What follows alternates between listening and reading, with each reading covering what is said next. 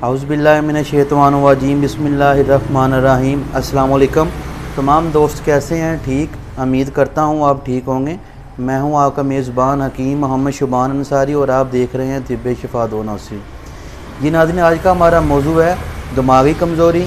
और ऐसे पेशेंट जो हैं मेरे पास आते हैं जो कहते हैं कि हमें सर में दर्द रहता है और हम सबक याद करते हैं तो सबक जो है भूल जाता है और नसियान का मसला हो जाता है।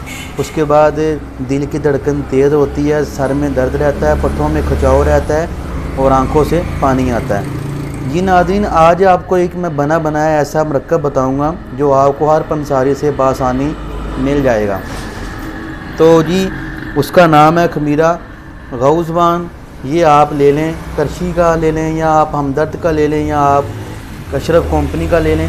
ये आपको बना बनाया मिल जाएगा। ये आपने इस्तेमाल करना है। इसका 1 चम्मच सुबह 1 चम्मच शाम आप दूध के साथ लें।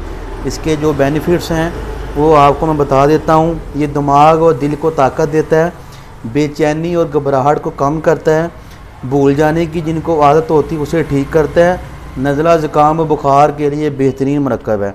आप इसे बना के आप बना बनाया लेना चाहते हैं बना बनाया भी ले सकते हैं। इसका ये फ़ायदा होता है कि आपको मेहनत करनी नहीं पड़ती।